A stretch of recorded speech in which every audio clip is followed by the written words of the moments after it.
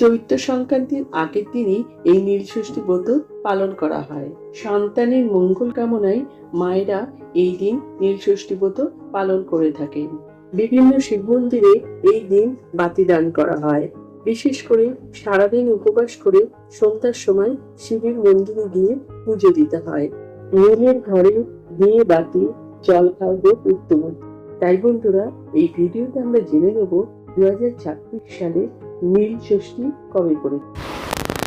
বন্ধুরা, তার আগে পরবর্তী ভিডিও পেতে চ্যানেলটাকে সাবস্ক্রাইব করে নেবেন আর ভিডিওটা লাইক শেয়ার করতে ভুলবেন না। আর কোনো কিছু তথ্য জানতে হলে কমেন্ট বক্স তো রইলই। 2026 সালে নীল ষষ্ঠী পড়েছে ইংরেজি 13ই এপ্রিল 2026 সাল, বাংলার 29শে চৈত্র 1432 সাল সোমবার। 2026 সালে নীল ষষ্ঠী তিথি থাকবে ইংরেজি 13ই এপ্রিল 2026 সাল, বাংলার 29শে চৈত্র 1432 সাল সোমবার রাত্রি 9:37 মধ্যে।